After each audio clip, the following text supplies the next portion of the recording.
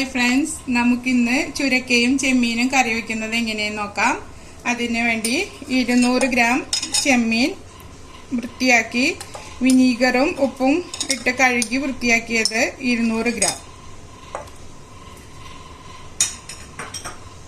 അതിലേക്ക് 1/2 കിലോ ചുരക്ക ചെറിയ കഷ്ണങ്ങളാക്കി നുറുക്കിയത്,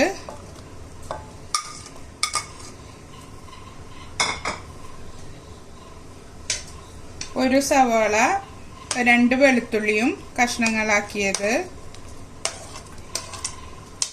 പച്ചമുളക് 2 എണ്ണം, തക്കാളി 1 വലുത്. ഇതിലേക്ക് വേറെ പുളിക്ക് നമ്മൾ വേറെ ഒന്നും ചേർക്കുന്നില്ല, അതുകൊണ്ട് വലിയ തക്കാളി ചേർക്കുക. ഉപ്പ് പാകത്തിന്, മഞ്ഞൾപ്പൊടി 1/2 ടീസ്പൂൺ, മുളക് പൊടി 2 ടീസ്പൂൺ.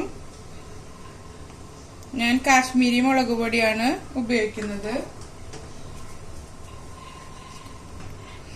ഇത് എല്ലാം ചേർത്ത് നന്നായി ഇളക്കി മിക്സ് ചെയ്ത് കൊടുക്കുക.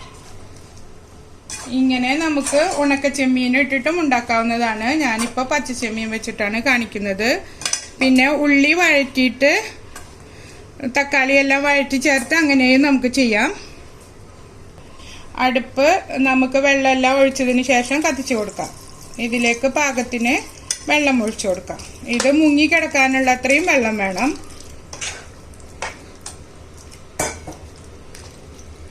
ഇനി നമുക്ക് അടുപ്പ് കത്തിച്ച് മൂടി വെച്ച് വേവിച്ചെടുക്കാം. ഇത് ഈസിയായി ചെയ്യാൻ പറ്റുന്ന ഒരു കറിയാണ്. നമുക്ക് മടിയുള്ള ദിവസങ്ങളിലൊക്കെ പെട്ടെന്ന് ഉണ്ടാക്കിയെടുക്കാൻ പറ്റുന്ന കറിയാണ്. അങ്ങനെ നമ്മുടെ കറി വറ്റിയിട്ടുണ്ട്. അതിലേക്ക് 1 കപ്പ് തേങ്ങയും 1 ടീസ്പൂൺ നല്ല ജീരകവും 4 ചെറിയ ഉള്ളിയും കൂടി അരച്ച തേങ്ങാ മിശ്രിതം നമുക്ക് ഇതിലേക്ക് ചേർത്ത് തിളപ്പിച്ചെടുക്കാം.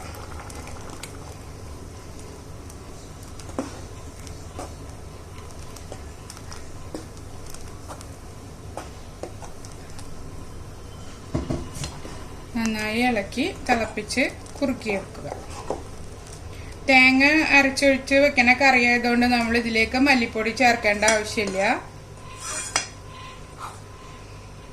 നന്നായി തിളപ്പിച്ച് എടുക്കാം. അങ്ങനെ തിളച്ച് നന്നായി കുറുകി വന്നിട്ടുണ്ട്. നമ്മുടെ കറി കണ്ടില്ലേ, ഈ തിക്നെസ് ആണ് വേണ്ടത്. ഇനി നമുക്ക് കടുക് വറുത്തിടാം. പാൻ അടുപ്പത്ത് വെച്ച് ചൂടാക്കിയെടുക്കാം. ചൂടായ പാനിലേക്ക് 2 ടേബിൾ സ്പൂൺ വെളിച്ചെണ്ണ ഒഴിച്ച് ചൂടാക്കിയെടുക്കാം.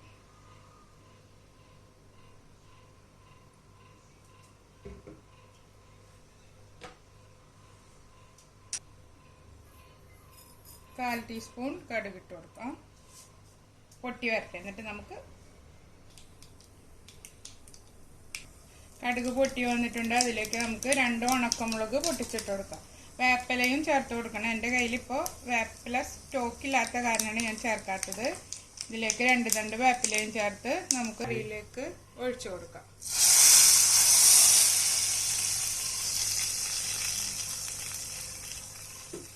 ഇനി നമുക്ക് ഉപ്പ് നോക്കാം. ഉപ്പും എരിവും എല്ലാം പാകത്തിന് വന്നിട്ടുണ്ട്. എല്ലാവരും ഉണ്ടാക്കി നോക്കണം. ഇത് നമുക്ക് സെർവിങ് പാത്രത്തിലേക്ക് മാറ്റാം. അങ്ങനെ നമ്മുടെ ഡിഷ് റെഡി ആയിട്ടുണ്ട്. ഇഷ്ടപ്പെട്ടാൽ സബ്സ്ക്രൈബ് ചെയ്യുക. എല്ലാവരും ഉണ്ടാക്കി നോക്കുക. അഭിപ്രായം അറിയിക്കുക. Thank you for watching.